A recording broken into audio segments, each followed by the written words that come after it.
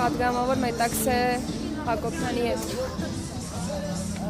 Վերջին իրադարձություններին անդրադառնալով կցանկանամ խոսել խաղաղության տեսլականի մասին, որովհետև իշխանությունները բարբերաբար պնդում են, որ խաղաղությունը արդեն Հայաստանում է եւ նույնիսկ վստահեցրին երեկ, երբ ռուսական ցորեն Ադրբեջանի տարածքով մտավ Հայաստան, որ դրա դրսևորումներից մեկը նաև հենց այս դրվագն է։ Դուք առնչվել եք ադրբեջանական բարեհաճության այսպես կոչված Արցախի հանրապետությունում եւ տեսել ենք, թե դրանից հետո ինչ է եղել։ Հավատում եք այս անգամ կստացվի խաղաղություն։ Գիտեք, դուք ճիշտ եք ասում, ես ակամայից անընդհատ վերադառնում եմ ընդամենը 2-3 տարի առաջ տեղի ունեցող իրադարձություններին, երբ մեզ նույն կերպ ինչ որ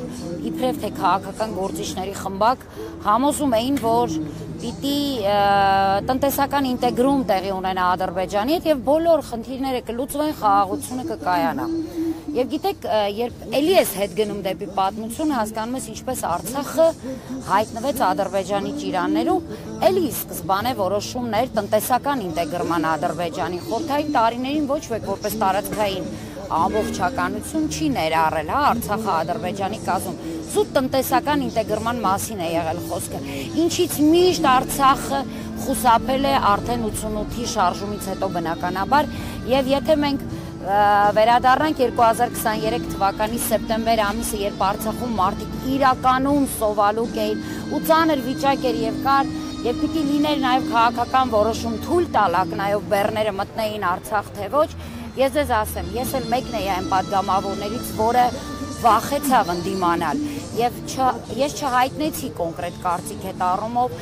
հիմնվելով են հանգամանքի վրա, որ ժողովուրդը սոված է եւ միգուցե ժողովուրդը ինքը համաձայնվի։ Եվ դուք շատ լավ հիշում եք ժողովուրդը ինչ արեց։ Ժողովուրդը ինքը անձամբ իր որոշմամբ փակեց ճանապարհը եւ որևէ կերպ չընդունեց Ադրբեջանի տարածքով Արցախ մուտք գործող ցորենը, որովհետեւ ժողովուրդը ոչ թե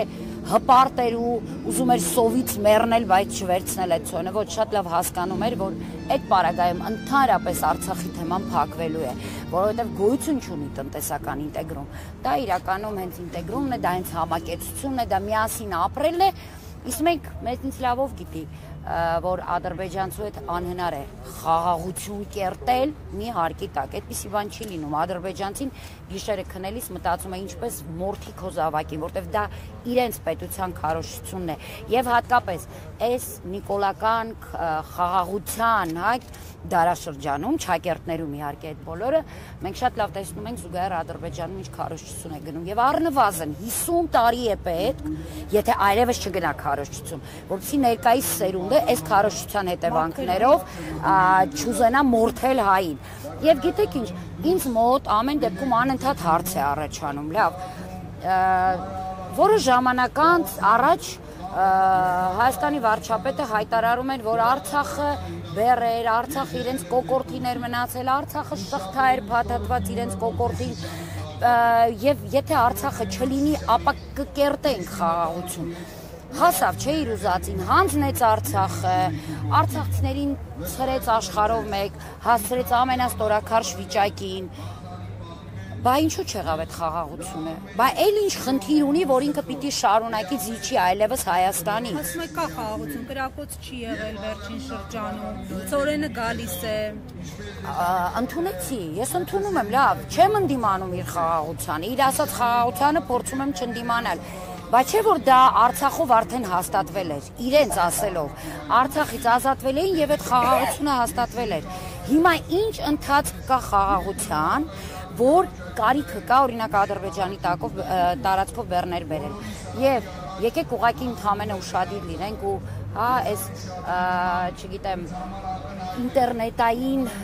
կառավարման զոհերը չլինենք, որովհետև իրականում եկեք ուղղակի վերջին 2 շաբաթներին լսենք թուրք, էլ չեմ ասում ադրբեջանցի, թուրք պաշտոնյաների հայտարարությունները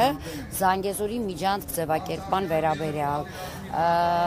արևմտյան Ադրբեջան ձևակերպման վերաբերյալ եւ հասկանանք ուր է տանում մեզ այդ խաղաղությունը, որովհետեւ ըստ էության նման խաղաղության մի հուշագիր էլ